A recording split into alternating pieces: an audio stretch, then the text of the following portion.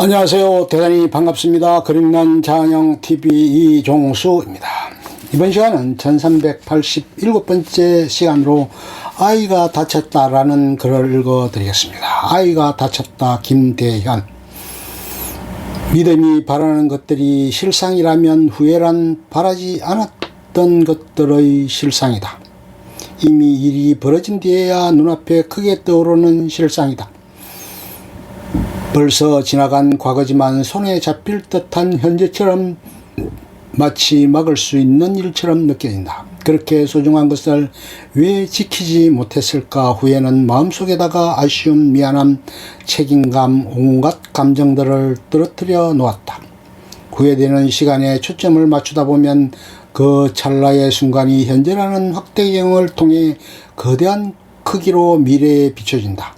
그 일이 가져올 미래의 대가는 우리 아이가 감당하기에 너무나 커 보인다. 머릿속 상상이 걱정을 덕지덕지 붙여 눈덩이처럼 키우면 우리는 그 미래의 눈덩이 앞에 주저앉을 수밖에 없었다. 결과를 확대시키고 있는 현재의 렌즈를 뒤집을 수는 없을까? 잘 될 거야 라는 낙관론의 주문을 되뇌어 봐도 그 렌즈는 꿈쩍도 않는다. 하루하루가 태산 같은 걱정을 짊어지고 사는 삶이다. 아이가 다쳤다. 밤새 아이 엄마의 한숨이 잠을 깨웠다. 나는 잠을 잘 만큼 무심한 것일까? 아니면 아이한테 무정한 것인가? 하지만 내가 아이 엄마의 마음을 제대로 헤아릴 수 있을까? 엄마가 느끼는 아이는 아빠가 느끼는 아이와 다를지도. 딸아이와 엄마 그 둘은 아마 이렇게 서로를 느끼고 있을 것이다. 탯줄이 한번 연결된다는 것은 보이지 않는 탯줄을 평생 묶어놓고 사는 거라고. 그러니 내가 아이 엄마에게 한숨을 멈추라 말할 수 있을까? 하지만 현실은 어떻게든 수습해야 지만 한 발자국이라도 앞으로 나갈 수 있을 것 같았다. 의사 특유의 냉정함을 앞세워 그래도 아이가 우리 앞에 있지 않냐고. 그러니 이제 그만 눈 좀 붙이라고 말했다. 그 말을 하고 눈을 감았지만 말을 하며 떠올린 현실이 이제 내 걱정으로 가슴을 누른다. 나는 걱정을 잠시 어디에다 밀쳐놓았던 것이다. 한꺼번에 밀려오는 고민에 나도 모르게 한숨을 내뱉었다. 그날 우리는 그렇게 말없이 한숨으로 아파하며 선잠이 들었다. 어쨌든 부모가 된다는 것은 아파할 준비가 되어 있다는 것이다. 사고가 아이의 몸에 상처를 내면 먹지를 대고 그리듯 그 상처는 부모의 마음에 그대로 그려진다. 부모란 먹지를 대고 자식의 등 뒤에 바짝 붙어있는 사람들이다. 아이가 느끼는 아픔을 그대로 느껴보고자 온 신경을 곤두세우고 있는 사람 말이다. 아이의 가슴에 끼를 대고 있으면 그 심장 뛰는 소리에 맞추어 내 심장이 빨라진다. 하나의 심장이 또 다른 심장과 보조를 맞추려는 노력, 그 노력으로 부모는 끊임없이 아이가 되어 보려고 한다. 아이의 고통을 느껴보려고 한다. 1. 아이. 우리 아이가 고통을 느낄 고통의 양을 상상하다 보니 한 가족이 느꼈을 고통의 양에 도달했다. 자식의 고통을 몇 번이고 마음에다 그려보았을 한 부모와 다른 부모들에게 각자의 자식을 생각나게 했던 한 아이. 그날의 일은 머릿속 한편에 자리하고 있다가 아이와 사고라는 말이 짝을 이루고 내 앞에 나타나기라도 하면 늘상 뛰쳐나오는 그런 기억이 되어버렸다. 그날 나는 퇴근하고 초등학생 딸아이와의 저녁 식탁 앞에서 병원의 호출 전화를 받았다. 한 아이의 사고 소식이었다. 11살 여자아이는 후진하는 덤프트럭에 몸이 반이 훼손된 채 응급실로 실려왔다. 내가 응급실에 도착했을 때 처음 들었던 소리는 아이의 고통 소리가 아니었다. 처치실 밖에서 어찌할 바를 몰라 왔다 갔다 하며 딸이 있는 곳을 향해 부르짖던 엄마의 목소리였다. 엄마 밖에 있다. 누구누구야. 엄마 밖에 있다. 누구누구야. 조금만 참아. 엄마 여기 있다. 그 소리를 잊을 수가 없다. 엄마 밖에 있다 하는 한마디 한마디가 그렇게 아프게 들릴 줄은 몰랐다. 응급실 안 그 누구도 신음소리도 그보다 아프게 들리지는 않았을 것이다. 아무것도 할 수 없는 부모가 다친 아이의 주위를 맴돌며 자식에게 보내는 슬픈 신호처럼 들렸다. 목소리는 울먹이고 떨렸지만 엄마는 결코 울지 않았다. 아이를 살리겠다는 모정이 울고 싶은 모정을 억누르고 있었던 것이다. 엄마는 눈물 아닌 땀을 흘리고 있었다. 마치 상고를 겪는 사람처럼 보였다. 자신이 가장 아팠던 통증을 끄집어내 아이의 통증을 느껴보려 했을까, 아니면 그 아이를 태어나게 했던 노력으로 아이를 다시 한번 살리고 싶었는지도 모른다. 땀이 눈물보다 더 가슴 아팠다. 저치실 안에서는 아빠가 아이 옆을 지키고 있었다. 아이 손을 붙잡은 채 붉게 상기된 얼굴로 차마 아이 쪽을 보지 못하고 정면에 있는 벽을 쳐다보고 있었다. 그 벽에는 아무것도 없었다. 상처를 보게 되면 곧바로 아이의 상처는 현실이 되어버리니 그 실상을 보는 게 두려웠을까. 그보다는 신음소리만으로 큰 상처가 마음에 그대로 그려지는데 굳이 눈으로 확인할 이유가 없었을 것이다. 어려진들이 상처를 씻어내자 아이는 경련하듯 고통에 떨었다. 그때마다 아빠는 아이의 손을 꼭 쥐었다. 그것은 아빠가 줄 수 있는 유일한 도움이었지만 아빠가 옆에 있다는 신호이기도 했다. 그리고 잡은 손으로라도 아이의 고통을 느끼려는 아빠의 노력이기도 했다. 그렇게 아이와 아빠는 아픈 시간을 함께 견뎌내고 있었다. 우리는 첫 번째 시술을 하러 들어갔다. 희망이 있었어라기보다는 희망을 찾으러 들어갔다. 시술로 출혈 부위를 막고 손상된 근육과 피부를 봉합했다. 아이는 의식이 가물가물하는지 아무런 소리도 내지 않았고 진통제만 방울방울 떨어져 아이의 통증을 달래고 있었다. 우리는 아이의 살을 봉합하며 마음속으로 각자의 아이를 떠올렸을지도 모른다. 아픈 아이는 언제나 부모의 심정이라는 것을 불러내는 법이니까 아이의 하반신은 뭐라 표현할 수 없을 정도로 손상되어 있었고 우리는 치료가 아닌 수습밖에 할 수 없었다. 한 의사는 그렇게 손상된 상태로 살아있는 환자를 본 적이 없어서 어떻게 해야 할지를 모르겠다고 말했다. 한숨과 탄식이 우리가 할 수 있는 말이었다. 다들 살아있는 게 기적이라고 했다. 하지만 기적은 한 번뿐이었고 우리는 또 다른 기적을 만들어내지 못했다.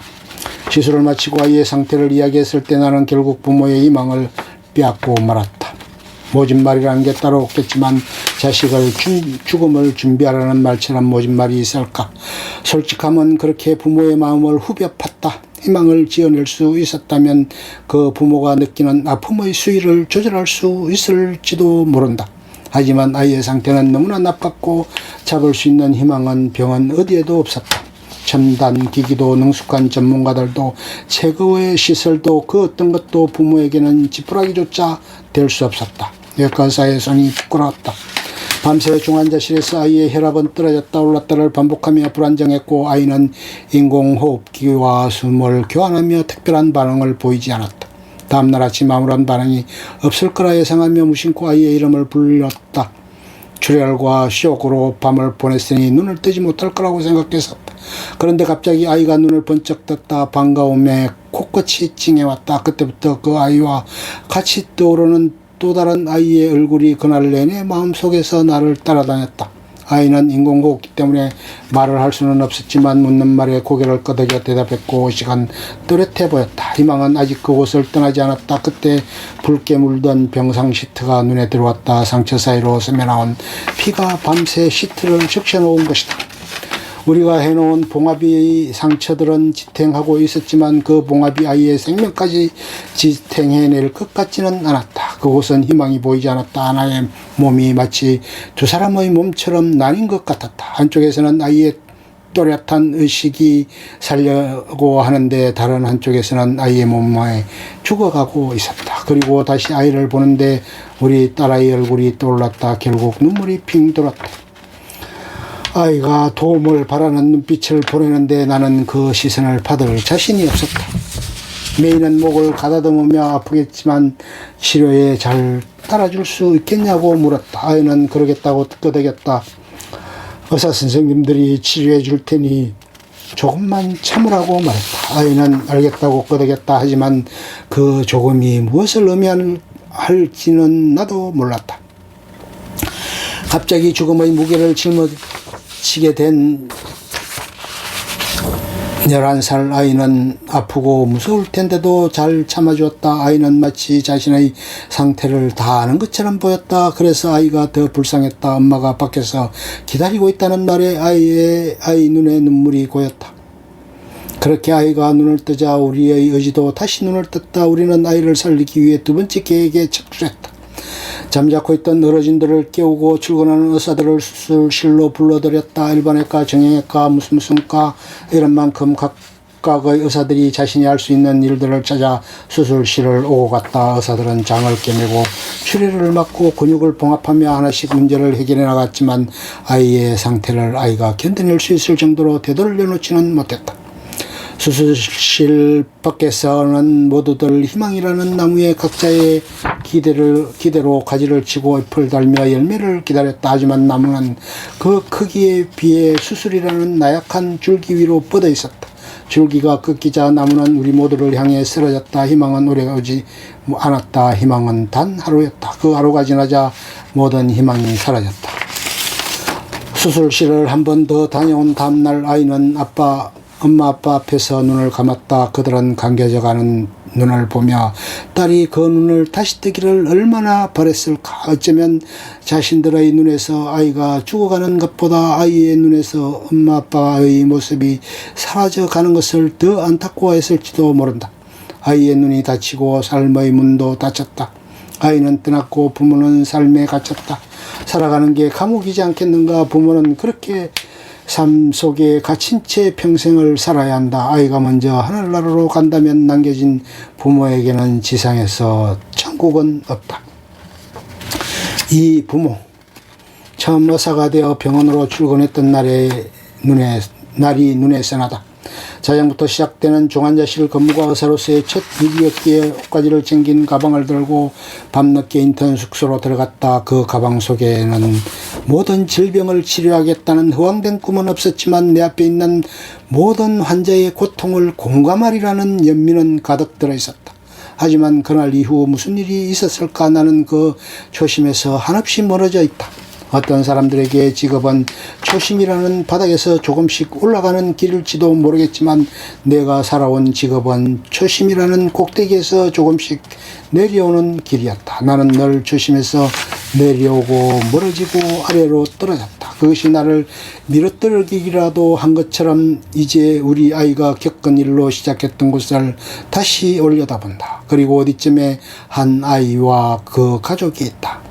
그 아이가 죽기 전 부모는 딸과 작별 인사를 했다. 엄마와 아빠는 의외로 담담함으로 딸을 떠나보냈다. 아이의 고통을 바라보는 것이 너무 고통스러워 이제는 죽음을 허락한 것일까. 하지만 그 담담함은 아마 그때부터 시작할 또 다른 고통을 위해 잠시 숨을 고르는 것이었으리라. 아이를 보내고 아파하면서 살겠다고 체념처럼 보이기도 했다. 행복을 체념한 것이다. 하지만 사람은 체념으로라도 살아야 한다. 그리고 짐을 지고라도 살아야 한다. 마음의 짐이 너무 괴롭더라도 부모란 자식에 대한 미안함까지 짊어지고 살아가야 하는 사람들이다. 그날 나는 집에 돌아와서 마치 내일 먼 곳으로 떠날 사람처럼 딸아이 얼굴을 한참 동안 바라봤던 것 같다. 사랑하는 사람의 체온이 식어가는 것을 느낀다는 것은 어떤 고통일까. 그것을 슬픔이라는 한 단어로 말해버릴 수 있을까. 아니면 슬픔이라는 단어를 평생 가슴에 못 박고 사는 그 못질의 시작일까. 그날 나는 그 부모를 이해했다고 생각했다. 나도 한 아이의 부모니까. 그런데 알지 못했다면 이해하지 못한 것이다. 그때 나 그 부모가 아이를 떠나보내고 집으로 들어가는 심정을 과연 내가 알았을까. 그것은 아이의 침대에는 있지만 거기에 누울 아이가 없다는 것이다. 아이 냄새가 스며든 옷은 있지만 그걸 입었던 아이는 없다는 것이다. 책상 위에 아이 연필조차 딸의 연필이었던 것이 이제 그냥 연필이라는 것이다. 신발도 가방도 머리핀마저도 물건들이 갑자기 그 의미를 잃어버린다는 것이다. 내가 그때 그걸 알았을까. 내일부터 엄마가 챙겨줄 아이의 식탁은 없다. 누구의 엄마 아빠는 주인을 잃은 듯 이름을 잃어버렸다. 늘 하던 일이 사람들이 그 의미를 잃어버렸다는 것이다. 어제까지 있었던 의미들이 오늘부터 갑자기 사라졌다는 것이다. 사랑하는 아이가 눈앞에 없다. 내가 그때 그걸 이해했을까. 3. 추. 타인의 고통을 가늠한다는 것은 마음속 한쪽에는 자기 고통의 추를 다른 한쪽에는 타인의 고통을 놓고 재울지를 않은 것이다. 그러면 마음의 저울은 대부분 자기 고통이라는 주로 기울고 타인의 고통은 보다 가볍게 올라간다. 하지만 한편 타인이라도 자식의 고통은 아주 무거운 주로 내려앉는다. 자식의 고통을 느끼는 부모는 자식만큼 많이 아이가 아픈 것보다 더 아파한다. 공감이라는 사랑이 만들어내는 상상의 양이다. 사랑의 주로 만들어낸 무게다. 연민이란 상상 없이는 불가능하다. 어쨌든 경험이란 자기 살을 타고 흐르는 느낌이니 남의 살을 찌르는 고통을 느끼고자 한다면 상상력을 발휘해야 한다. 아이의 고통이 있고 아이를 잃은 고통이 있다. 그 둘을 모두 겪었던 사람들이 있다. 그날 응급실에서 아이의 고통을 느껴보려 했던 엄마의 목소리, 땀에 젖은 얼굴, 아빠의 시선, 맞잡은 손, 그것들이 모두 한 장면처럼 기억에 남아있다. 아이가 사라진 고통은 어떤 걸까? 우리는 아이의 얼굴을 보며 이 아이가 없다는 상상을 해보면 마치 금기시되는 것을 떠올린 것처럼 아찔해진다. 아이를 이런 고통은 그 부부만이 측정할 수 있는 고통이다. 의사가 공감의 깊이를 아무리 파고 들어가도 그곳이 내가 겪은 운물이 아니면 거기서 슬픔 한 방울도 길러내지 못할 것 같다는 생각이 든다. 그냥 부모가 아니라 다친 아이의 부모가 되어서야 그 마음을 조금이나마 들여다볼 수 있으니 공감이란 이렇게 어려운 모양이다. 의사로서 내뱉었던 공감의 말들은 말일 뿐이지 마음은 아니었나 보다. 큰 불행을 운 좋게 비껴간 사람이 단지 안도감에서 보내는 위로였던 셈이다. 한 가족이 겪었던 3일 속에 그 가족의 모든 것이 들어있다. 고통의 총량이 생명의 총량이라면 환자 한 사람의 생명은 그 사람을 넘어선다. 그 아이의 고통은 가족의 고통이었고 그러니 아이의 생명은 가족의 생명이다. 의사는 때로 한 사람이 아니라 가족의 생명을 살려내는 것이다.